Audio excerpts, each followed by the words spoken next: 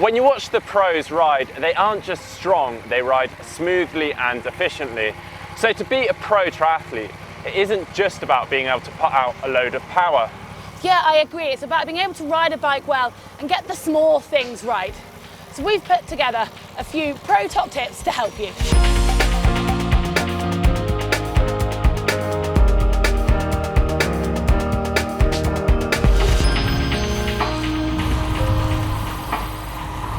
Pros will spend a lot of time working on their bike position to make sure that they're really dialed in.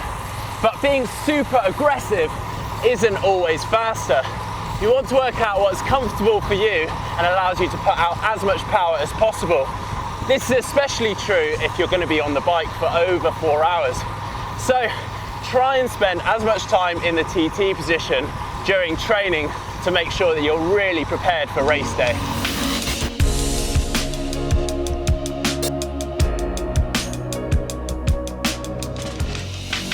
Nowadays, it's unusual to find a pro riding without a power meter.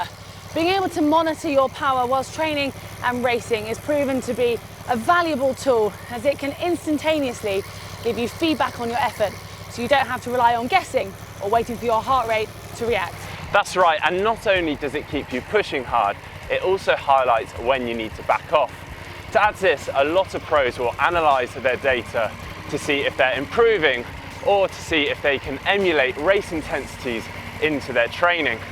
Now, I understand not everyone has a power meter, so heart rate is still a really valuable tool to make sure you're riding at the right intensity. So to help this, you can do a simple 20-minute FTP test to get your zones so that you can train and race smarter.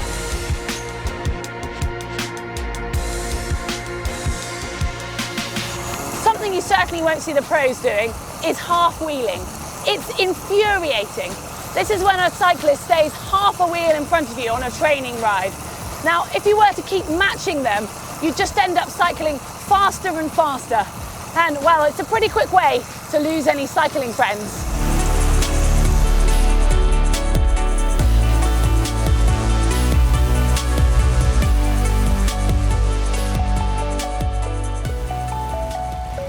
Eating is eating, right? Well, actually, there's a lot more to it than that. To find two pros that fuel the same on a race is hard because every athlete responds differently.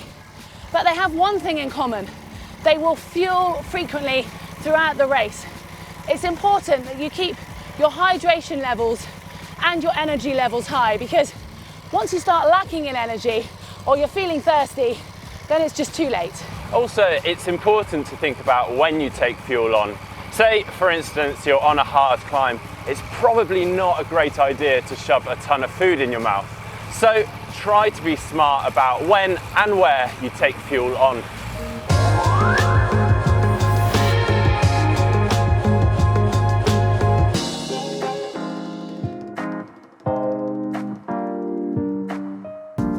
Okay, it's not quite cycling, but the transition to and from the bike is still important.